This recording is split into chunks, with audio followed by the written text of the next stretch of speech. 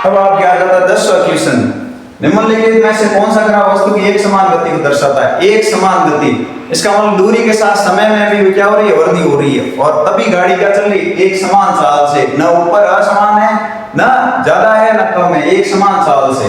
तो अपन यहाँ ग्राफ देख लेते हैं। पहला ग्राफ है आपके, ये है आपका समय, क्या है? समय किसमें है? सेकंड के अंदर। और ये है आपकी दूरी, किसमें है? मीटर में। किसमें? मीटर में। अब मान लो यहाँ आप क्या है, यहाँ ले लो ये 1 सेकंड है, ये 2 सेकंड है, ये 3 और ये 4। डिस्टेंस भी 1 मीटर, 2 मीटर, 3 मीटर और 4 मीटर, इस प्रकार से। अब मान लो कोई गाड़ी 1 मिनट के अंदर, अगर 1 सेकंड के अंदर 1 मीटर तय करती है तो यहाँ आएगी। दूसरे साथ 2 सेकंड के अंदर कितना? 2 मीटर तय करती है, यहाँ आएगी। 3 सेकंड का 3 मीटर तय करती है, यहाँ आएगी। 4 मीटर 4 सेकंड। इस प्रकार से गाड़ी क्या कर रही है? समान समय के साथ समान दूरी तय कर रही है। तो वो होगी आपकी एक समान गति, एक समान चाल से, इस प्रकार से। इसमें क्या हो रहा है? देखो समय ज्यादा ले रही है, इस प्रकार से हो रहा है। तो ये आपका एक समान चाल नहीं है। इसमें क्या हो रहा है? दूरी ज्यादा तय कर रही है और समय क्या हो रहा है? कम हो रहा है, समय कम ले रही है, देखो। और इसमें क्या हो रहा है? समय आपके क्या केवल समय ही चल रहा है, गाड़ी खड़ी है यहाँ पे, केवल क्या हो रही है? समय चल रहा है, दूरी बढ़ नहीं रही, यहाँ पे आके खड़ी होगी, इस प्रकार से।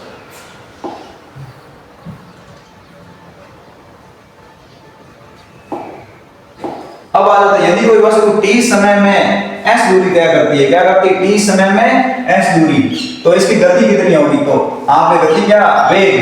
क्या होगा? वेग। गति का मतलब क्या? वेग। वेग बराबर क्या होता है? विस्थापन बटे समय। और विस्थापन को अपन लिखते हैं s से, किससे? s से, और समय को t से। तो s अपॉन t का है, ये आपका आंसर। उसके बाद एक लड़का चलती ट्रेन से सिक्का उछालता और वो पीछे गिर जाता है। इसका मतलब यह है कि ट्रेन चल रही है, मैंने कोई सिक्का उछाला ऊपर, और वो सिक्का क्या हो? उसी जगह ना गिरने के अलावा उसके अपने जो बैठे थे उससे पीछे चला गया। तो जब हमारे पास सिक्का होता है तो वो क्या होता है? उस ट्रेन की गति के अनुसार हम भी क्या कर रहे हैं? गति कर रहे हैं। जब उसको स्वतंत्र अवस्था में उछाला जाता है तो वो ट्रेन की गति को क्या करते हैं? ट्रेन की जो जड़, उसकी जो गति थी वो आपकी जड़त्व अवस्था में आ जाएगा, ऊपर जाएगा। तब ऊपर जाएगा तो वो क्या हो जाएगा? जब, इसलिए ट्रेन क्या चल रही है? बहुत त्वरित गति से चल रही होगी। किससे होगी? त्वरित गति से। इसलिए सिक्का क्या हो जाएगा? पीछे चला जाएगा और ट्रेन आगे बढ़ जाएगी, क्योंकि ट्रेन की गति क्या है? एक नियत गति से आगे बढ़ रही है। और वो क्या हुआ? सिक्का क्या हुआ? उस त्वरित गति को एक्सेप्ट नहीं कर पाया, क्योंकि ऊपर स्वतंत्र अवस्था में चला गया। अब आगे, वस्तु जिसमें तुलनात्मक रूप से कम जड़ता होता है। कम जड़ता का मतलब वो क्या करेगी? उसकी स्थिरता कम है, थोड़ी बहुत हवा लग गई तो उड़ जाएगी, तो उसको बोलते हैं आपके जड़त्व। जड़त्व का मतलब स्थिरता। क्या होती है? स्टेबिलिटी, स्थिरता। स्टेबिलिटी कितनी है? स्थिरता कितनी है? तो आपकी ठोस लोहे की गेंद बहुत स्थिर होती है, हिलाने के लिए काफी बल लगाना पड़ेगा आपको। प्लास्टिक की गेंद थोड़ी कम होती है ठोस लोहे की तुलना में, तो अपन को सबसे कम देखनी है, ठीक है। कागज की गेंद और उड़ सकती है हवा में। अब आ रही है थर्माकोल की गेंद। थर्माकोल का मतलब होता है कागज से भी हल्का मटेरियल आता है, उसको बोलते हैं आपके थर्माकोल। तो आपका आंसर सी, डी आपके सही होगा। वो क्या होगी? उसकी स्थिरता कम होगी, वो भी हिल जाएगी, उड़ जाएगी। गुरुत्वाकर्षण के कारण त्वरण का मान होगा। गुरुत्वाकर्षण जो आपकी ग्रेविटेशनल फोर्स है, उसका त्वरण का मान होगा, क्या होगा बताओ? विषुवत पर ध्रुवों से अधिक, विषुवत रेखा हो गई आपके मध्य रेखा से नीचे वाली रेखा, भूमध्य रेखा से नीचे वाली विषुवत रेखा, ध्रुवों पर अधिक, और उसके बाद विषुवत रेखा पर से अधिक, और ध्रुवों से विषुवत रेखा तक बढ़ता है। आपके ध्रुवों पे सबसे अधिक मान होता है किसका? गुरुत्वाकर्षण का। तो आपका आंसर कौन सा होगा? बी। कौन सा होगा? बी। उसके बाद परमाणु से प्राप्त ऊर्जा, जिसका उपयोग बिजली संयंत्रों के लिए किया जाता है। परमाणु का उपयोग जो आपके बिजली संयंत्र के लिए करेंगे, तो अपन के पहले यह परमाणु ऊर्जा नहीं करते हैं। नाभिकीय ऊर्जा, हाँ, नाभिकीय ऊर्जा का जो उपयोग करते हैं, इसमें क्या होता है? आपकी यूरेनियम। क्या होता है? Uranium, U-235। इस पर न्यूट्रॉन की बौछार की जाती है, और न्यूट्रॉन की बौछार करके द्वारा नाभिकीय विखंडन या नाभिकीय संलयन के द्वारा विद्युत ऊर्जा प्राप्त की जाती है। इसके द्वारा नाभिकीय विखंडन और संलयन या संलयन, ठीक है। अभी भी जो ऊर्जा प्राप्त नाभिकीय विखंडन के कारण होती है, संलयन बहुत हानिकारक है, संलयन बहुत क्या हानिकारक है, इसलिए नहीं करवाई। उसके बाद आ जाते हैं आपके अभिघटन। अभिघटन को आपको पहचानना है, तो अपन पहला है जल की परमाणुकता 3 है। परमाणुकता क्या होती है? परमाणुकता समान अणु में, समान परमाणु में, आपके समान अणु में परमाणु की संख्या क्या होगी? समान अणु का निर्माण करने वाले परमाणु की संख्या।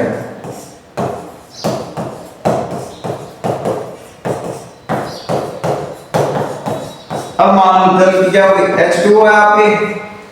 अब ये क्या है? दो आ गए आपके, क्या आ गए? 2 परमाणु, 2 अलग अलग परमाणु हैं, तो इसकी अणुता क्या होगी? हाइड्रोजन की तो हम कह सकते हैं 2 होगी, ऑक्सीजन की अपनी परमाणुता होगी, यहाँ कितनी? 1 है, लेकिन इनकी जल की परमाणुता 3 नहीं होगी। क्यों नहीं होगी? क्योंकि इसकी ये एक यौगिक बनाता है। क्या बनाता है? यौगिक।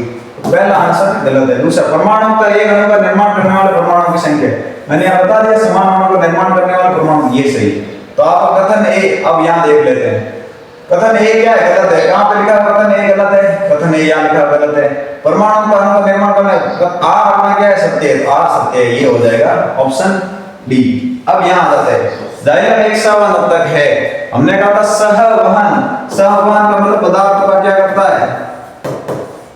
पदार्थों का स्थानांतरण करता है। क्या करता है? कुछ बोलते हैं सहवहन, वहन का मतलब होता है कुछ को साथ ले जाता है, बंधता है उसमें, तो आपका जाइलम एक सहवहनक राइट है। इससे आगे वाला ये है, पौधों में पानी और खनिज लवणों का परिवहन जाइलम के माध्यम से होता है। आपको बताया था जाइलम क्या करता है? जल। मैंने बोला था जाइलम से क्या याद रखोगे? जाइलम से जल करोगे, ठीक है, और फ्लोएम से फूड क्या रखोगे? फूड। तो आपके जाइलम क्या करता है? जल प्लस खनिज लवणों का परिवहन। और कहां से करता है? जड़ से पत्ती तक, जड़ से पत्ती तक लेकर जाता है। क्या ले जाता है? जल और खनिज लवण। तो ये पौधों में पानी और खनिज लवण जाइलम के माध्यम से, मतलब आपका सत्य है। ए और आर दोनों सत्य है। यहां लिखा हुआ है ए और आर दोनों सत्य है, और आर ए का सही स्पष्टीकरण है। आर ए का सही स्पष्टीकरण है, आपके ऑप्शन हो जाएगा ए। क्या ऑप्शन हो जाएगा? ए हो जाएगा। इसमें ऑप्शन ए सही है। उसके बाद दुर्घटनाओं को रोकने के लिए सुरक्षा बेल्ट पहने जाते हैं। सही है, दुर्घटनाओं को रोकने के लिए सुरक्षा बेल्ट पहने जाते हैं। दुर्घटना के कारण ही सुरक्षा बेल्ट पहने जाते हैं। अब हम क्या होते हैं, जब कार के अंदर बैठते हैं तो हम क्या हो जाते हैं? गतिज अवस्था में आ जाते हैं, और जैसे ही ब्रेक लगता है तो गाड़ी क्या आ जाती है? जड़त्व अवस्था या स्थिर अवस्था में आ जाएगी। लेकिन हमारी बॉडी क्या करती है? एकदम जड़त्व अवस्था में आने में समय लगता है, इसलिए हम आगे की ओर क्या हो जाते हैं? झुकते हैं। तो इस वजह से हमें बेल्ट क्या करता है? सुरक्षा प्रदान करता है, और पीछे की जड़त्व अवस्था में जो गतिमान अवस्था उसको जड़त्व अवस्था में लाने के लिए क्या सुरक्षा देगा? उसके समय को बढ़ा देगा, या फिर उसकी। उसके बाद जो आर है, सुरक्षा बेल्ट हमारे शरीर पर एक बल लगाती है जो हमें आगे बढ़ने की गति को धीमा करते हैं। हाँ, तो सुरक्षा बेल्ट होता है वो कार्य क्या करती है? एक बल लगाता है आगे की ओर, और जो हमारी गति है उसको क्या करेगा? धीमा करेगा। जैसे ब्रेक करते हैं गाड़ी की गति को धीमा, अपनी गति तो बढ़ी है ना, अपना ब्रेक कौन लगाएगा? तो अपना ब्रेक जो लगाएगा वो सुरक्षा बेल्ट लगाएगा, ताकि हम आगे की ओर नहीं झुके, या फिर आगे की ओर तेजी से नहीं टकराए किसी से। तो आपके दोनों सही है। तो आर ए सत्य है, आर ए का सही स्पष्टीकरण है, आंसर ए हो जाएगा। उसके बाद सोयाबीन एक खरीफ की फसल है। सोयाबीन क्या खरीफ की फसल है आपके?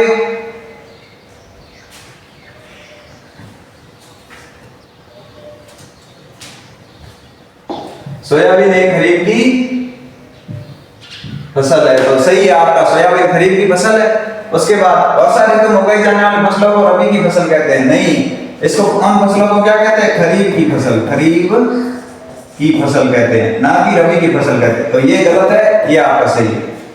इधर देख लेते हैं कौन सा आंसर होगा आपका। इसमें आपका क्या है? ए आपका सही है, आर गलत है। ए सत्य है, आर गलत है, ऑप्शन सी हो जाएगा।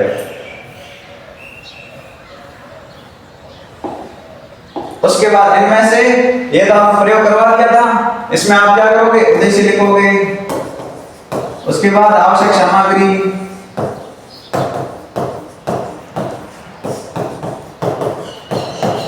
और फिर विधि, ठीक है, फिर निष्कर्ष। इस प्रकार से आप क्या कर लोगे, इस क्वेश्चन को हल कर लोगे। सोडियम हाइड्रोक्साइड होता है आपके NaOH, क्या होता है NaOH, और विलयन बनाना है बस 100 ml, उसमें 10 ml क्या 10 ग्राम क्या डालना, सोडियम हाइड्रोक्साइड। एक कोशिकी के बहुकोशिकी, जिसमें एक कोशिका पाई जाती है अमीबा, पैरामीशियम, ये सारे एक कोशिकी जीव, यूग्लिना हो गया, हाइड्रा हो गया, और बहुकोशिकी जीवों में मानव हो गया, पशु पक्षी, सारे बहुकोशिकी जीव है, ठीक है। रुधिर एक सरल महत्वपूर्ण संयोजी उत्तक है, क्यों, क्योंकि रुधिर केवल ऐसा उत्तक है जो क्या पाया जाता है एक अलग अलग कोशिकाओं के रूप में। रुधिर के अंदर एक प्लाज्मा होता है और कोशिकाएं होती है जो स्वतंत्र रूप से क्या कर सकती है, गति कर सकती है। तो ये एक संयोजी उत्तक है, किसी में घुला हुआ होगा, किसी के संयोग से बना है। और क्यों है, क्योंकि हमें जो भोजन की आवश्यकता है, ऑक्सीजन की, फूड, ऑक्सीजन, उसके अलावा हार्मोन, और इन सब का क्या करता है, परिवहन करता है। इसलिए हमें एक तरल माध्यम की आवश्यकता होती है, इसलिए ये एक रक्त क्या है, संयोजी तरल उत्तक है। उसके बाद 1/40 ग्राम वजन को 10 मीटर प्रति सेकंड से प्रारंभिक ऊर्ध्वाधर की ओर फेंकता है। इसमें आपका सूत्र लगेगा P बराबर m, प्रारंभिक वेग लगेगा mu लगेगा पहले में। P कितना आपके 400 ग्राम और v कितना दे रखा है 10 मीटर प्रति सेकंड, ठीक है। कितना आ जाएगा 4000 ग्राम मीटर प्रति सेकंड, यह आपका आंसर है। दूसरा, इसकी औसतन मोटाई बिंदु पर इसका समय कितना होगा। मान लो आपने क्या किया, कोई वजन गेंद फेंकी और यहाँ फेंकी, इसका औसतन बिंदु यहाँ से वापस लौट रही, तो यहाँ आके उसका क्या हो जाएगा, वेग क्या हो जाएगा, 0 हो जाएगा। यहाँ से आगे उसका वेग क्या हो जाएगा, आपके फेंकता है तो इसका औसतन संवेग, उसका वेग क्या हो जाएगा, यहाँ पे 0 हो जाएगा, क्योंकि यहाँ से फिर आगे नहीं बढ़ सकती वस्तु। तो इसका होगा P बराबर 0। सिद्ध कैसे करेंगे, P बराबर क्या होता है m, v आपका अंतिम वेग, m कितना है 400 गुणा v कितना है 0 बराबर 0 मीटर प्रति सेकंड, ग्राम मीटर प्रति सेकंड। तो ये हो गया आपके 0। ध्वनि ऊर्जा को दर्शाने के लिए आरेख बनाया, आयाम समान है लेकिन आवृत्ति अलग है। यहाँ आपने ध्वनि ऊर्जा कंपन के द्वारा उत्पन्न होती है, इसके आयाम समान होने चाहिए। क्या होना चाहिए, आयाम समान। ये आयाम मान लो इसके आयाम है। अब यहाँ अपन 2 तरंगें बनाई, एक तो ये क्या कर रही है, आपकी कम आवृत्ति की तरंग है। क्या है, कम आवृत्ति, क्या होगी।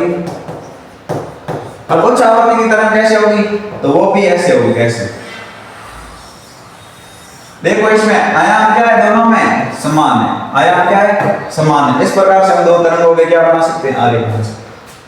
और बाद में सिंचाई के लिए उपयोग किए जाने वाले 4 जल संसाधनों की सूची बनाइए। अब आप कोई भी बना सकते हो। पहला आप देखो सतही जल संसाधन क्या हो जाएंगे,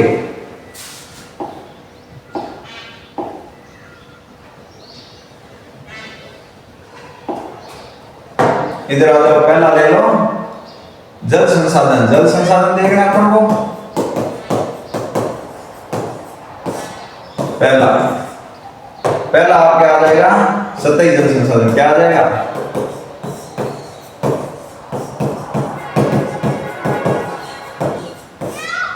दूसरा बी आपके भूजल संसाधन हो गया, भूमि से प्राप्त होने वाला भूजल संसाधन। तीसरा आपके हो जाएगा सी, और किससे, वर्षा जल संसाधन, वर्षा के द्वारा प्राप्त होना।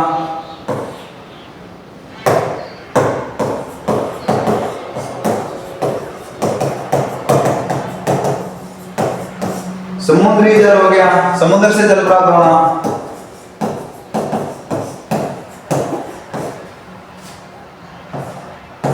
आपके हो गया कृत्रिम जल संसाधन, जो मनुष्य द्वारा निर्मित है, कृत्रिम जल संसाधन। बस इनके नाम लिख लो, बहुत सारे हो गए। क्या हो गए, बहुत सारे। ठीक है। नाम ले लो, सतही जल संसाधन में आपके कुआं, बावड़ी, तालाब ये हो गए, नदियां वगैरह। भूजल संसाधन नलकूप हो गया, ट्यूबवेल हो गए, ये सारी चीजें। उसके वर्षा जल संसाधन में वर्षा से जो जल प्राप्त होता है वो होता है आपके समुद्री जल, समुद्रों से जल प्राप्त होना, झरनों से प्राप्त होना। कृत्रिम जल मानव जल, बावड़ी जो बनाता है, बावड़ी हो गए, मानव जो कुएं बनाता है, वो सारे आपके हो गए कृत्रिम जल जो मानव द्वारा निर्मित है। इस प्रकार से हमारा चैप्टर ये जो क्वेश्चन पेपर हो गया। और कोई डाउट है तो आप कक्षा में पूछ सकते हैं, बाकी जो समझाया उसको एक बार वापस जरूर देख लेना ताकि आपको अच्छे से समझ में आए, और दिक्कत हो तो क्लास में पूछ लेना। Thank you so much, welcome.